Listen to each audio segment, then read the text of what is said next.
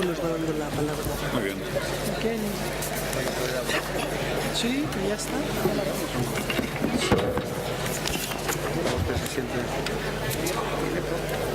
Bueno, no,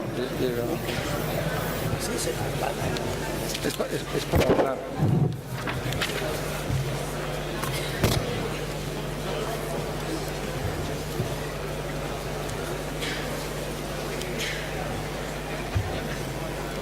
Vamos a que se siente.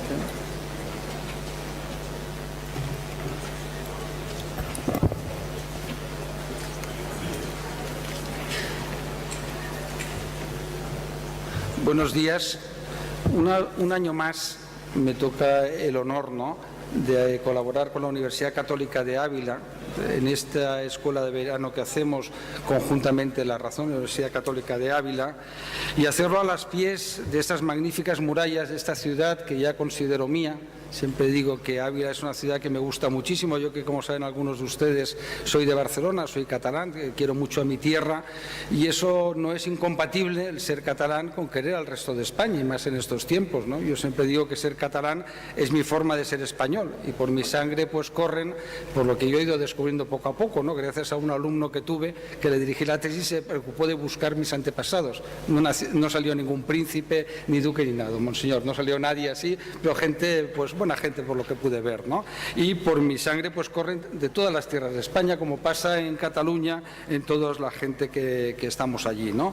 Por tanto, dar las gracias una vez más. Hemos elegido, como saben ustedes, con la rectora y con Lidia, la presidenta de la universidad, como tema pues el populismo y nacionalismo, que es un tema que enlaza con la cuarta escuela. Esta es la quinta, y esperamos pues que la universidad nos siga acogiendo año tras año en esta escuela. Y elegimos, como decía, pues populismos y nacionalismos en el siglo XXI, que está muy de acorde con los tiempos que se viven, no en España, sino en todo el mundo, ¿no?, en esta ola que corre de nacionalismo y de populismo, ¿no? No tienen ustedes el programa, ya lo verán, un poco las distintas mesas que hemos previsto y conferencias, y ahora lo que haría pues es, tienen aquí la mesa, y dar la palabra pues a la excelentísima y magnífica señora rectora María Rosario Sáenz Yugüero. Muchas gracias. Muchas gracias.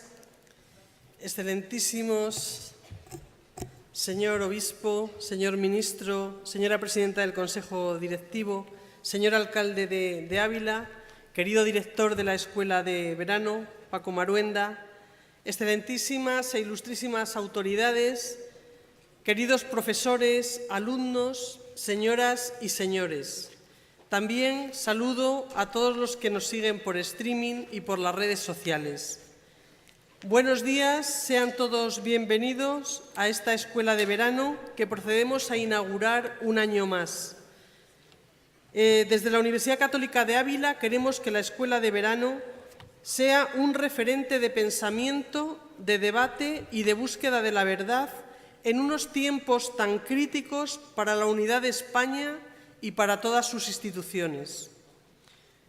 Cuando el próximo año vamos a celebrar el 40 aniversario de la Constitución de 1978, que nos trajo un sistema político y democrático estable, que hizo posible que el pueblo viviera en paz y libremente, ejerciendo sus derechos y libertades públicas y privadas, hemos vivido 40 años de estabilidad política, económica, y actualmente disfrutamos de buenos servicios y prestaciones sociales, como son la educación o la sanidad, entre otros.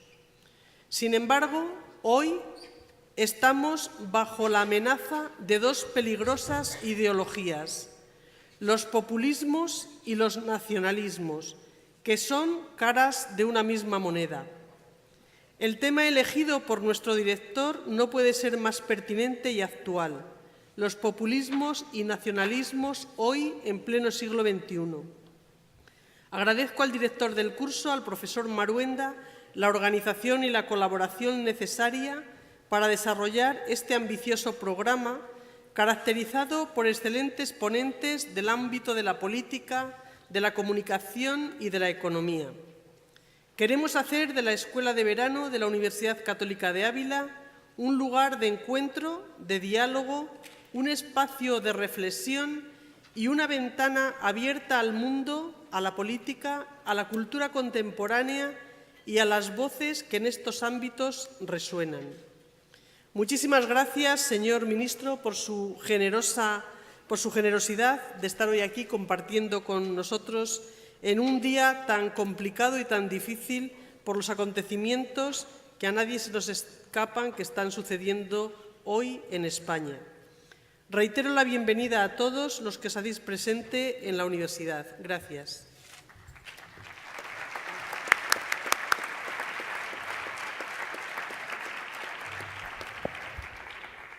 Tiene la palabra el excelentísimo señor don José Luis Rivas Hernández, alcalde de Ávila. Buenos días, muchas gracias. Señor Obispo de Ávila, señor Ministro de Justicia, señora Rectora de la Universidad Católica de Ávila, señora Presidenta del Consejo Directivo de la Universidad Católica, señor Director del Curso y Director de La Razón, señora Delegada del Gobierno en Castilla y León, autoridades civiles, militares, académicas, señoras y señores, buenos días. En primer lugar, quiero agradecer como alcalde de Ávila la presencia hoy en nuestra ciudad y en este acto organizado por nuestra querida Universidad Católica y por el periódico La Razón del ministro de Justicia, don Rafael Catalá, así como a las diversas autoridades políticas, académicas y religiosas que hoy se han dado cita en este acto de inauguración y del que me llena de satisfacción participar. A todos, como alcalde de Ávila, les doy la bienvenida a nuestra ciudad.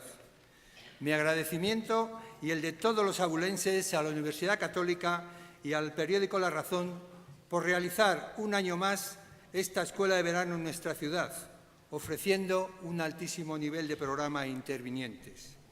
Gracias a ustedes, esta ciudad se está convirtiendo en un lugar de referencia en la información y los debates de altura. Quiero destacar la importante labor que la Universidad Católica de Ávila realiza con su incesante tarea de formación de personas y transmisión de valores, ofreciendo siempre una enseñanza plural y de calidad y otorgando prestigio al nombre y a la ciudad de Ávila. Esta escuela de verano conjuga a la perfección tres ingredientes imprescindibles para comprender las sociedades modernas: universidad, información y análisis. La actualidad y su estudio objetivo, libre y diverso, realizado por los mejores expertos, hacen de este foro una referencia como cita académica. Quiero, sinceramente, felicitarles por el acierto que demuestran siempre en la elección de los temas, ligados siempre, como digo, a la actualidad más inmediata, como es en este caso, con el papel que los populismos y nacionalismos juegan y puedan jugar como factor determinante en las grandes decisiones que marcarán el desarrollo de las sociedades modernas. Quiero ofrecer también nuestra maravillosa ciudad de Ávila a los participantes de esta escuela de verano, invitándoles a que disfruten de ella, de su patrimonio, de su cultura, de su ocio y de su gastronomía. Pongo a disposición de la organización el ayuntamiento que presido para todo aquello que necesiten. Estaremos encantados de colaborar en todo lo que los abulenses podamos aportar. Espero y deseo que en el futuro se continúe en esta línea de rigor, calidad y pleno acierto. Muchas gracias por todo esto que nos traen y acercan. Muchas gracias por poner a nuestra ciudad en el mapa informativo y espero que asistentes en general y los abulenses en particular aquí presentes disfruten de estas dos jornadas. Que el análisis pase a la realidad del presente y que se vuelque en la ilusión del futuro. Muchas gracias.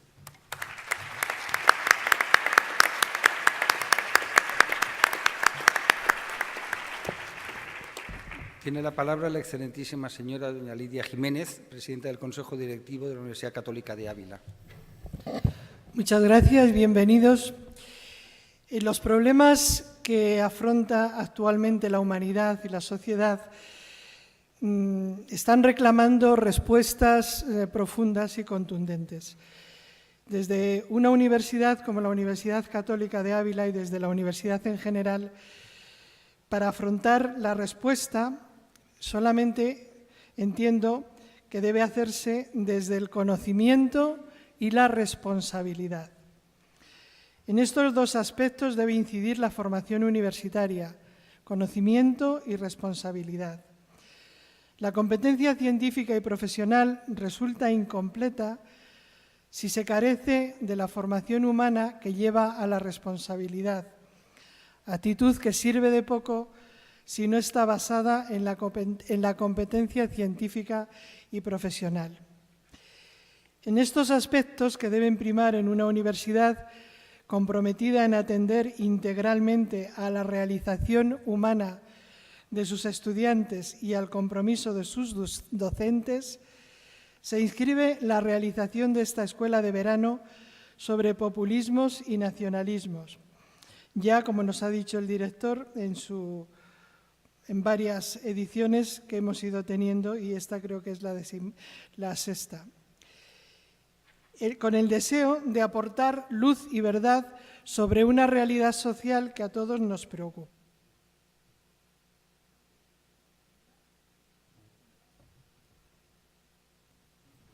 Responsabilidad y conocimiento. Por eso la universidad se emplea a fondo en ser una universidad de excelencia, pero también en aportar todas estas actividades que completan esa formación que prepara para una responsabilidad de todos los agentes sociales que en las próximas décadas serán nuestros estudiantes. Agradezco en nombre de la universidad al periódico La Razón, que realmente es el que promueve, juntamente con la universidad, estas escuelas de verano, sobre todo a su presidente, don Mauricio Casals, que desde luego es el motor, yo así lo considero, a su director, don Francisco Marguenda. Muchas gracias, Paco.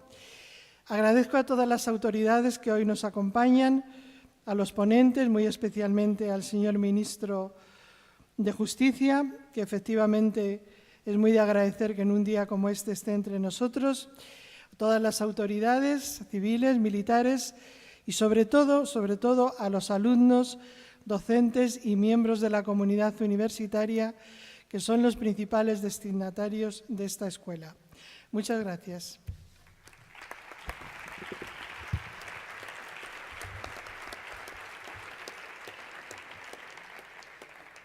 Tiene la palabra el excelentísimo y reverendísimo señor obispo de Ávila, don Jesús García Burillo. Mi saludo y mi gratitud al señor ministro de Justicia, a la mesa aquí presente, a todos los miembros y a todos los participantes.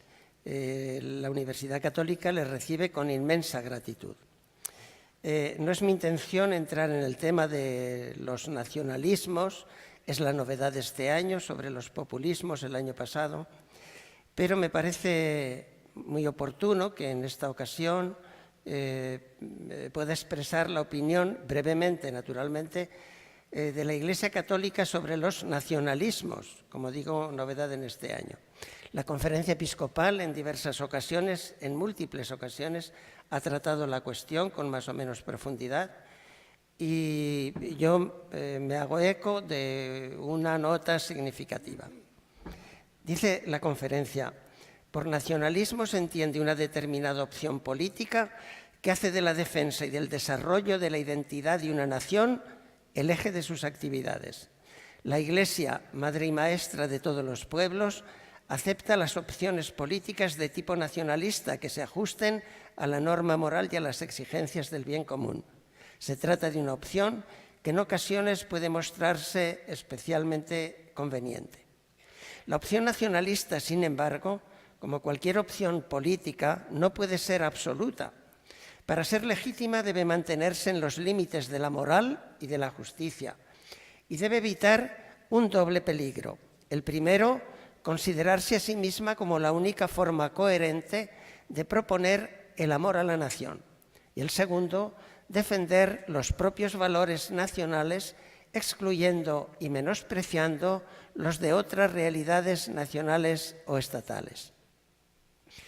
Cuando las condiciones señaladas no se respetan, el nacionalismo degenera en una ideología y un proyecto político excluyente, incapaz de reconocer y proteger los derechos de los ciudadanos, tentado de las aspiraciones totalitarias que afectan a cualquier opción política que absolutiza sus propios objetivos.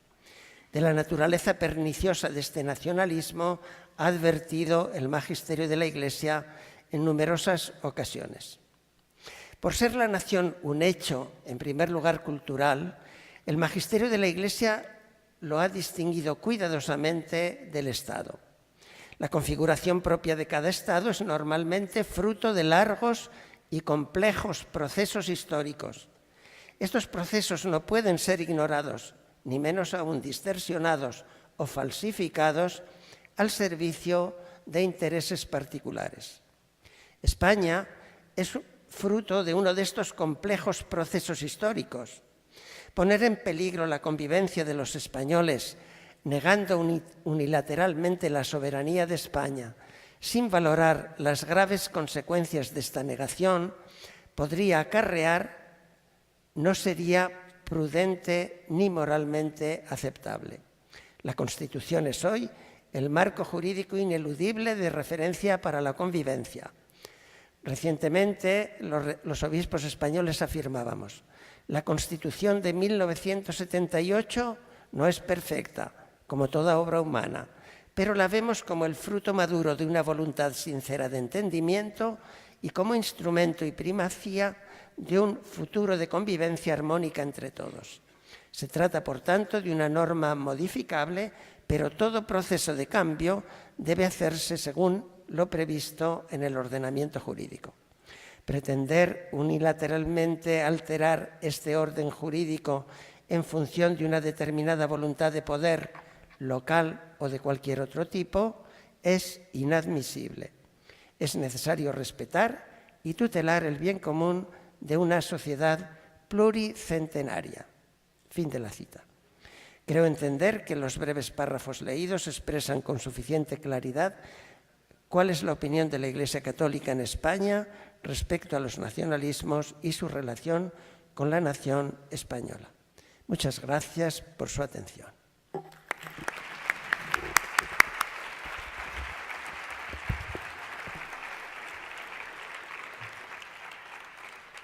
Muchas gracias.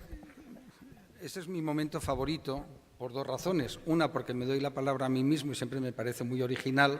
Y dos, porque me cabe el honor, es lo bueno de dirigir el curso, ¿no? Que puedo yo ir pues a hacer las cosas que Lidia me permite hacer y la rectora, ¿no? Y es presentar al ministro de Justicia, ¿no?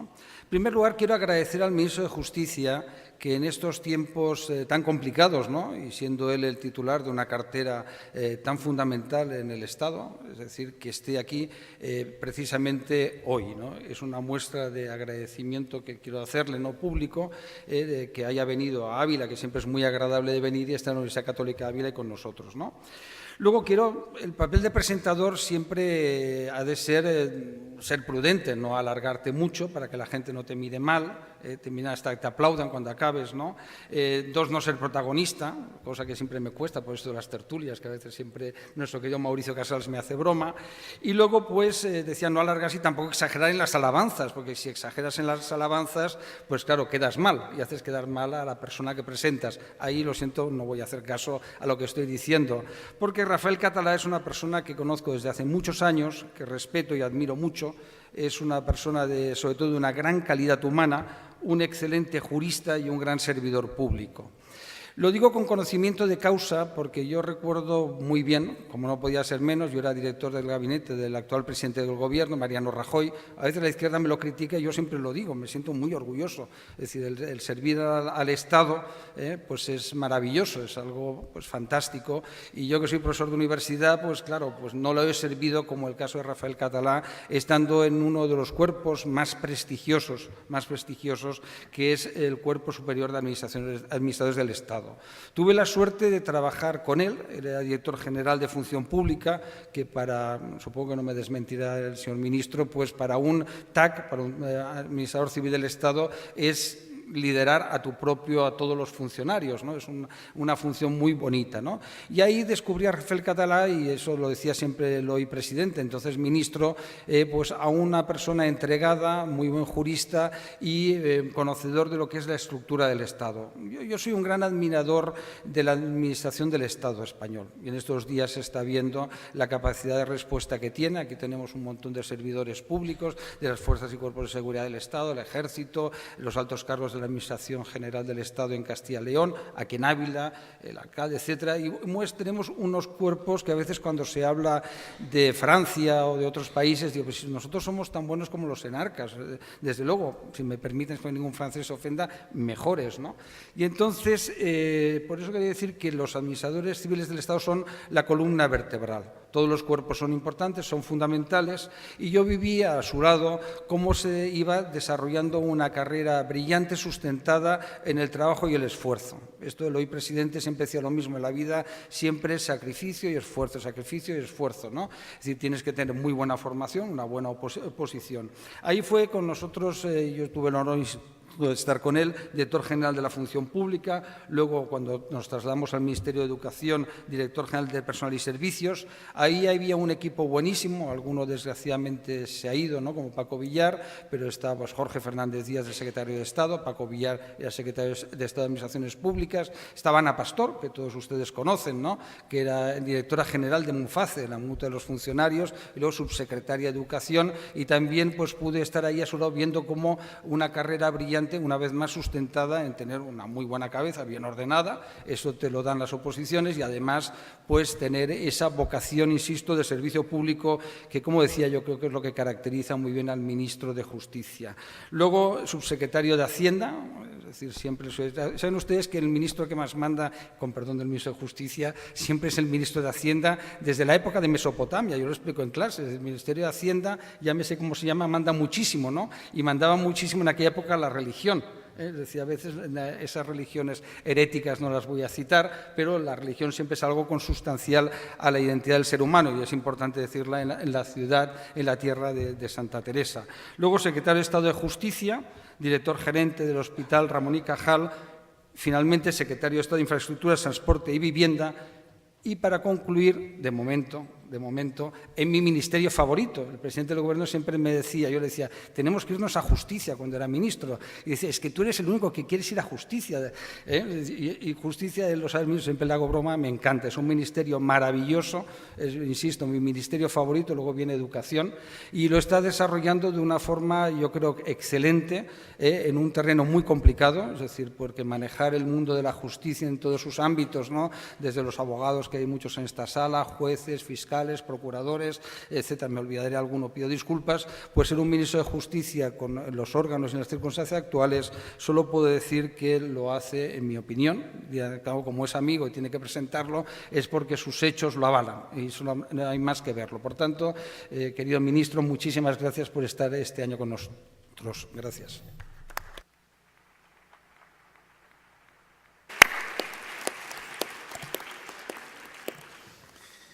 Muy buenos días, excelentísimo y reverendísimo señor obispo y gran canciller de la universidad, don Jesús, querida rectora, presidenta del Consejo Directivo, alcalde de Ávila, querido José Luis, director del diario La Razón y director del curso, querido Paco, autoridades civiles, militares, señoras y señores, muy buenos días. Permítanme que empiece mi intervención como manda la cortesía, pero les aseguro que además que es plenamente sincera mi reflexión, con agradecimientos y con felicitaciones.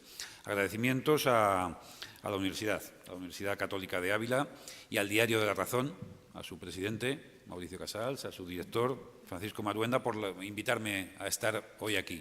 Me parece que hay pocos sitios mejores donde estar hoy que aquí en Ávila, participando en la inauguración de esta escuela de verano con un asunto tan relevante como el de populismos y nacionalismos en el siglo XXI.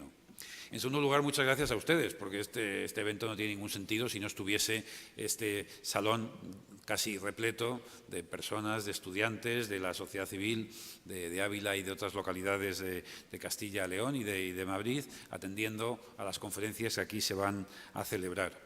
Y, en tercer lugar, también mi felicitación y agradecimiento a los ponentes que ustedes conocen perfectamente el magnífico programa que se ha organizado para estas sesiones.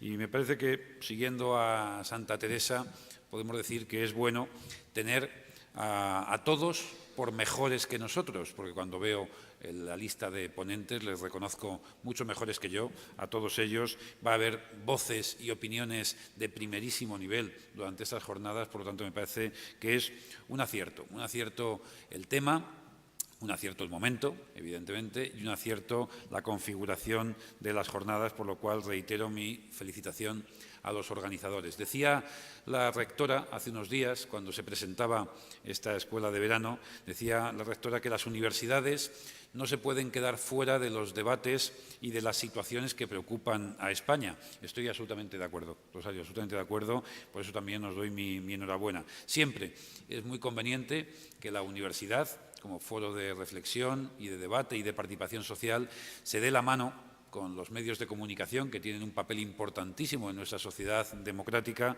para mirar juntos la realidad, para mirar juntos a nuestra sociedad, también para analizar las inquietudes y, por qué no, aportar algunas ideas, algunas soluciones de por dónde debemos caminar en el futuro.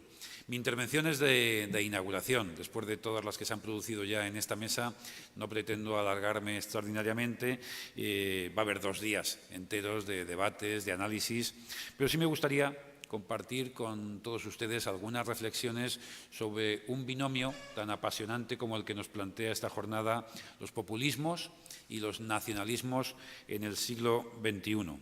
Me parece que es un binomio que tiene un enlace conceptual, que tiene amarres ideológicos muy bien fundamentados, que comparten afinidades en muchos de sus contenidos y que, además, en el caso de España en particular, pueden entenderse como, digo, vinculados y en modo alguno de manera aislada y ni mucho menos como un fenómeno antagónico, el del populismo y el del nacionalismo.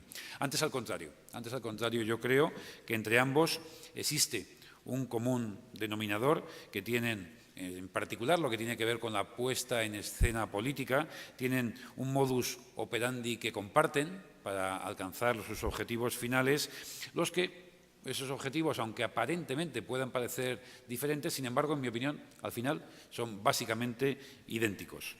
Subvertir el sistema constitucional y dinamitar el Estado de Derecho que hemos construido con mucho esfuerzo de toda la sociedad española durante los últimos 40 años de democracia.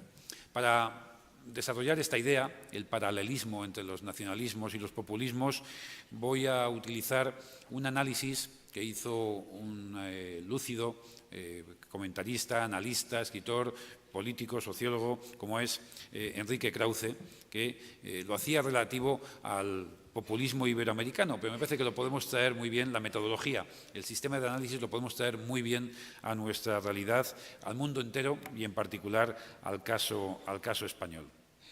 Por razones de tiempo, lógicamente no voy a extenderme demasiado, voy a utilizar cinco de los factores que utiliza Enrique Krauze en su análisis, en lo que publicó en una tribuna en El País en el año 2005, él le llamaba el decálogo del populismo iberoamericano. Yo me voy a quedar con 5 de esos factores.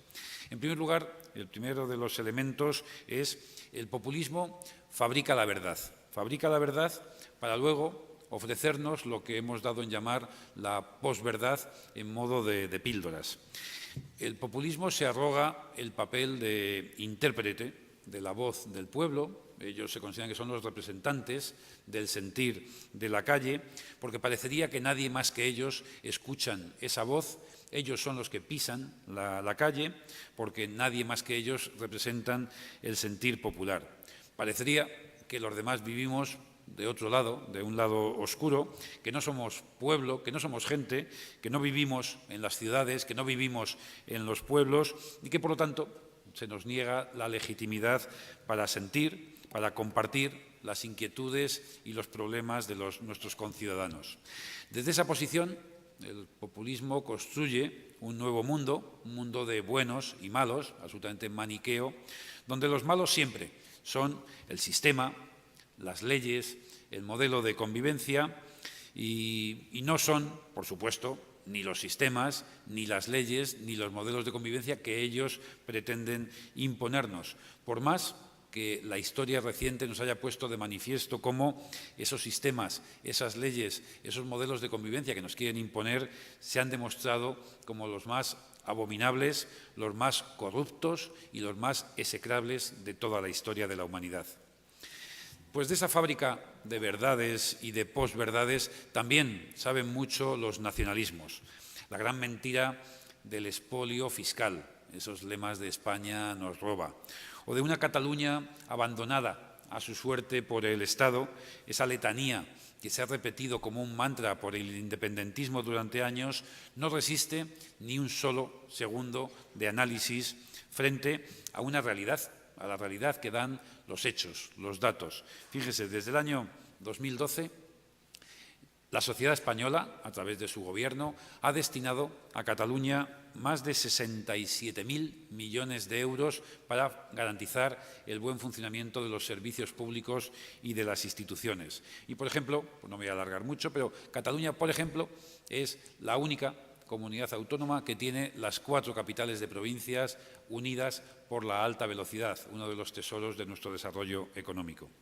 Por cierto, otra posverdad fabricada por el nacionalismo, muy burdamente, hay que decirlo, es el derecho a la autodeterminación. Seguramente muchos de ustedes, estudiantes de Derecho, conocedores de nuestra realidad jurídica constitucional, saben que la autodeterminación no es un derecho reconocido ni en nuestra Constitución ni en ninguna de las constituciones de la Europa avanzada, ni ninguna de las democracias occidentales, porque ninguna constitución en Occidente puede prever que una parte del territorio pueda amputarse de la totalidad del país.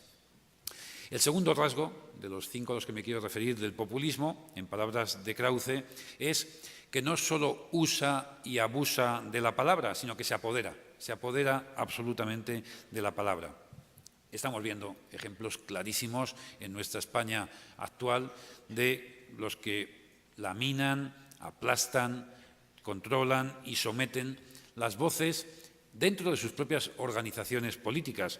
No hay más que ver el modo en el que el grupo de Podemos llevó a cabo una purga en la portavocía de su grupo parlamentario en el Congreso de los Diputados, o cómo están gestionando la crisis en torno a lo que ellos denominan la Comisión de Garantías Democráticas, que es un órgano disciplinario que vela por el respeto de sus propias normas y, sin embargo, parecería que solo el jefe puede usar y abusar de las palabras y silenciar a los suyos cuando estos piensan distinto o no los pueden controlar.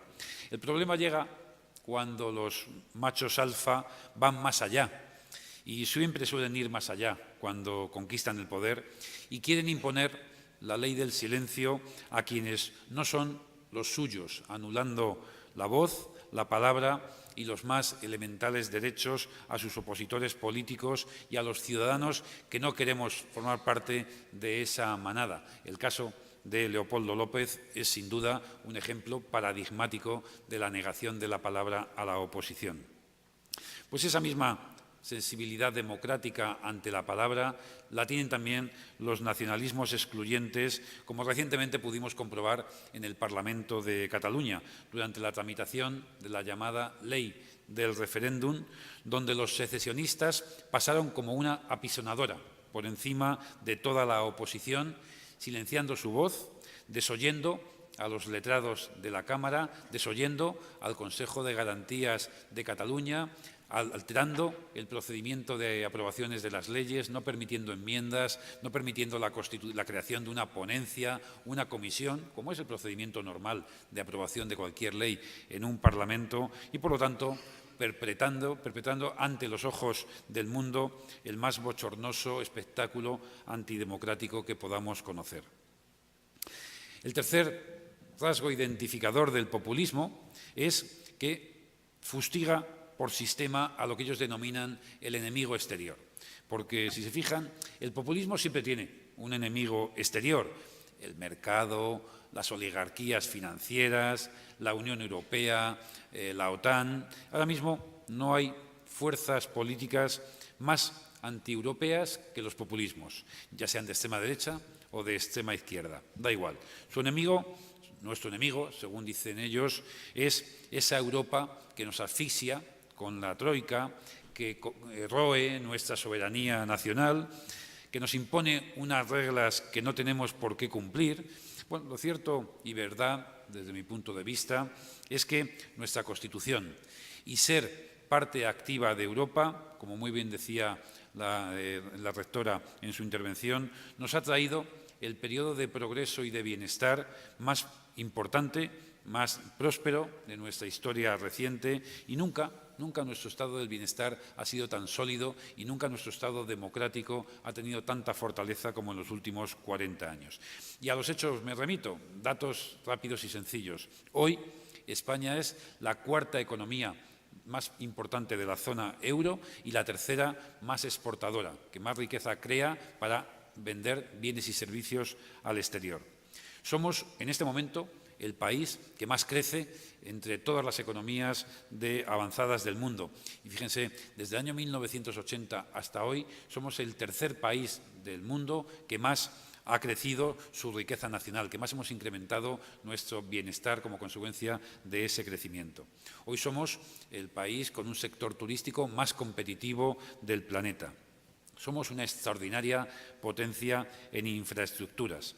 Fíjense, de los 1.000 kilómetros de carreteras de alta capacidad que teníamos en el año 1975, hoy son más de 17.000 de esos kilómetros. Somos, con 3.200 kilómetros de vía férrea de alta velocidad, el segundo país del mundo de mayor intensidad en el uso de la alta velocidad. Hoy, el 40% de las grandes infraestructuras y concesiones del transporte que se gestionan en el mundo lo hacen empresas españolas. Hoy, la industria del automóvil localizada en España y aquí en Castilla y León somos el segundo fabricante europeo de automóviles, por darle simplemente unos cuantos datos objetivos que no pretendo abrumar con todos ellos. Lo cierto es que ser parte de Europa nos ha convertido en un país mejor. Es una realidad objetiva, contrastable y demostrable. Pero las fábricas populistas, ya digo, tanto de extrema derecha como de extrema izquierda, nos inventan siempre un enemigo exterior, no tanto porque lo sea realmente, sino porque lo necesitan. Lo necesitan para justificar ideológicamente su propia existencia. Por lo tanto, como decía antes, la Unión Europea, los Estados Unidos, los inmigrantes, para los de algunos movimientos populistas, el libre mercado, incluso la democracia representativa se convierte en enemigos a los que hay que abatir. También, en ese sentido, los nacionalismos secesionistas se inventan sus propios enemigos. ¿Es que acaso la propaganda nacionalista no se está esforzando por proyectar una imagen de España represora, expoliadora y anticatalana que obviamente no existe hoy mismo ante la actuación del Estado de Derecho, de la justicia, del sometimiento de todos a la ley? Según venía para acá, estaba leyendo teletipos de agencia de declaraciones altisonantes de algunos representantes de partidos políticos del entorno secesionista catalán que decían que esto es un ataque, o sea, que los tribunales de justicia actúen, que se someta al procedimiento judicial a personas que son fruto de investigaciones, lo identifican con un ataque a Cataluña, con un ataque a las libertades. Parecería que es que el imperio de la ley no existe en Cataluña y no están sometidos, como cualquier ciudadano, a las actuaciones del Poder Judicial. Pero fíjese, si eso es grave, si es grave que esa reflexión absolutamente totalitaria se esté instalando por parte de algunos en el entorno del nacionalismo secesionista en Cataluña, lo más grave todavía es el enfrentamiento al que se está sometiendo a la población civil, a los catalanes, no ya a todo el conjunto de la sociedad española, que también, sino en particular a los catalanes. Porque algunos están considerando enemigos a los propios catalanes que, sintiéndose catalanes, que viven en Cataluña, quieren ser también españoles y europeos y no apoyan las tesis secesionistas. Fíjense, lo decía muy bien don Jesús, citando una reflexión de la conferencia episcopal: ningún discurso político se puede sostener cuando consideras a más de la mitad de la sociedad a la que sirves como enemigos para tu causa. El cuarto rasgo al que me quería referir, y tiene mucho que ver con esta consideración que acabo de hacer, es una manifestación que lamentablemente se produce a diario. El populismo desprecia el orden legal, forma parte de su cultura política. El Estado de Derecho, la separación de poderes, el imperio de la ley, lo que yo tantas veces por mi condición actual de ministro de Justicia tengo que reiterar en declaraciones ante los medios, pero que cualquier estudiante de Derecho de primero sabe que esto es los pilares y el fundamento de la democracia y del Estado de Derecho, pues parece que estos no son los modelos de referencia para el ideal populista, donde las leyes parecería que se pueden cumplir o no a gusto del consumidor, o donde algunos consideran que puede ser hasta normal que una fiscal general del Estado, en Venezuela, tenga que huir de su país acosada por su propio gobierno. Estas barbaridades a algunos les pueden llegar a parecer normales y es tremendamente peligroso. Pues en esta cuestión también el populismo y el nacionalismo separatista se solapan hasta un punto que casi se hacen indistinguibles, pues comulgan con las mismas visiones y con las mismas recetas. Recetas que, por cierto, están en las antípodas absolutamente del Estado de Derecho y del marco constitucional. Aunque la ley diga lo que diga, y lo dice muy claro, aunque los tribunales digan lo que digan, aunque el derecho internacional se exprese con la mayor nitidez, aunque la comunidad jurídica, académica, la sociedad civil se manifieste con la contundencia que lo han hecho, coincidiendo todos en que no cabe una ruptura unilateral, pues los populistas y los nacionalistas se empeñan en caminar por senderos que la ley no contempla, senderos que son ilegales absolutamente y que desafían las lógicas más elementales de las democracias contemporáneas. Y en quinto lugar, y precisamente con esto último, con el desprecio al orden legal, tiene mucho que ver el quinto factor que me gustaría destacar, es lo que Krause denomina como el populismo, que mina, domina, domestica y trata de anular las instituciones de las democracias. Los populismos no soportan los límites al poder omnímodo de su líder. El caudillaje no puede consentir que la voluntad popular, que solo ellos representan e interpretan, se vea sometido a ningún tipo de control político, judicial, administrativo, fiscal o incluso intelectual. Ni siquiera la separación de poderes, por mucho que haya nacido en una gran revolución cultural como fue la Ilustración, pues tiene cabida en la arquitectura institucional populista, donde el Parlamento y la Judicatura no son más que un apéndice de la mano mesiánica del líder. En una concepción del ejercicio del poder evidenciada a lo largo de nuestra historia hasta nuestros días, desde la Alemania de Hitler al fascismo italiano, de los regímenes comunistas liderados por el Politburó al intervencionismo judicial peronista, pasando, como hemos visto, por el asedio al legítimo Parlamento venezolano para su sustitución por una asamblea constituyente impuesta a la fuerza por el Ejecutivo. Todas estas procesos han sido manifestaciones de esta característica del populismo y, por cierto, no quiero dejar de recordar que las terminales mediáticas del populismo en España recibieron con aplausos y con felicitaciones la sustitución del Parlamento venezolano por una asamblea constituyente. Seguramente algo tendrá que ver con ese viejo principio de no hay que enfadar a aquel que te financia tu actividad. Es evidente que las instituciones democráticas les resultan incómodas a los populismos y que tienen una especial obsesión por controlarlas. Sin ir más lejos, Podemos ha llegado hasta el extremo de considerar que, en el caso, ojalá nunca lo veamos, de llegar a gobernar, los puestos claves de la justicia, los puestos claves de otras instituciones exigiría, y cito literal una parte de su programa de gobierno, que requerirían un compromiso de las personas que ocupasen esos puestos judiciales e institucionales, un compromiso con el programa del Gobierno. Y esto no salió de una asamblea popular del 15M, no fue una tarde allí en la Puerta del Sol, no, esto fue en febrero del año pasado, antes de ayer, y estaba escrito en el programa de una fuerza política con representación parlamentaria en nuestro país, que ya sabemos lo que quieren. Instituciones tuteladas, sometidas y leales a la voluntad del aparato. Pues curiosamente, esa incomodidad una vez más, con las instituciones democráticas, que se pongo de manifiesto en los populismos, se repite literalmente en el nacionalismo separatista, que no admite a su lado a nada ni a nadie que le cuestione, que le contraríe, que le perturbe o que se interponga en su camino imposible, ilegal y fraudulento hacia la independencia.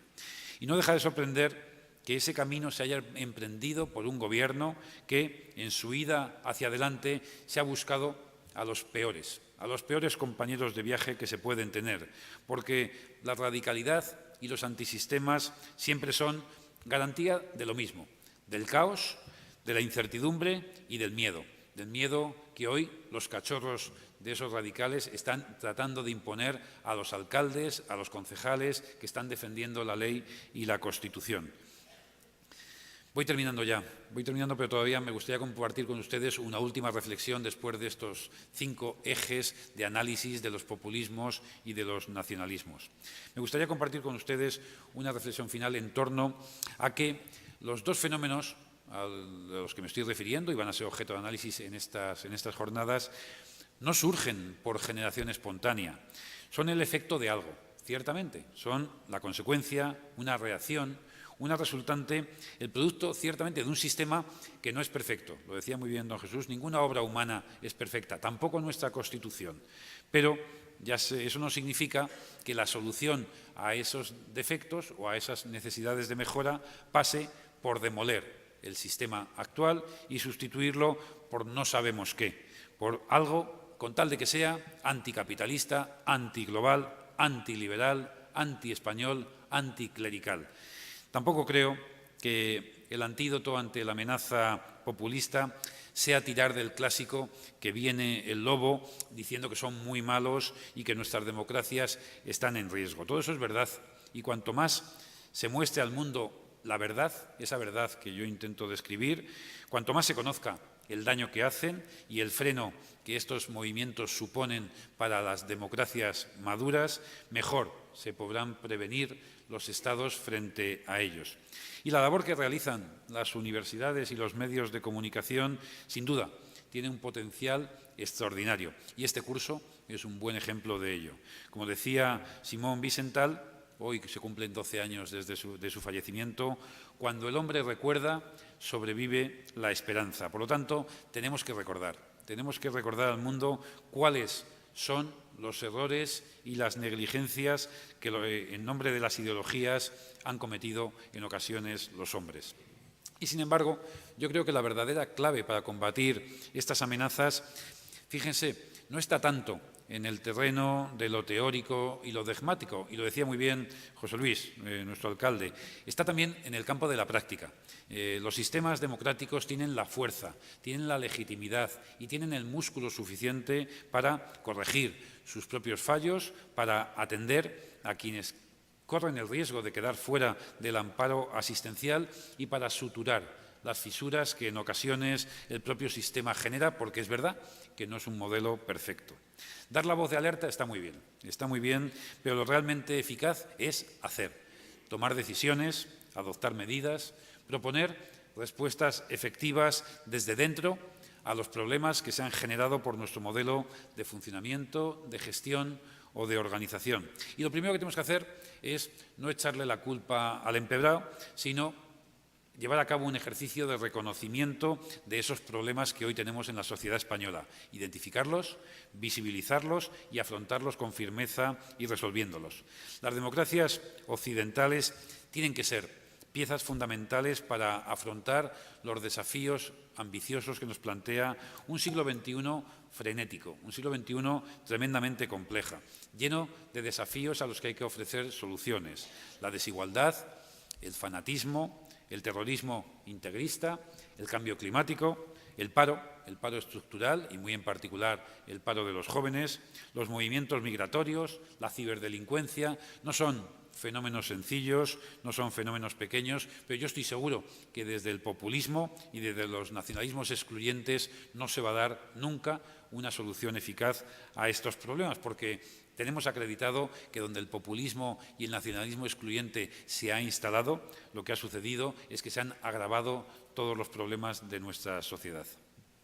Termino ya y termino como empecé, dándoles las gracias a todos ustedes por su asistencia a este acto, por su invitación a participar en este encuentro y por dedicarle interés, inteligencia y por poner luz en dos de las grandes amenazas de nuestro tiempo y de nuestras democracias.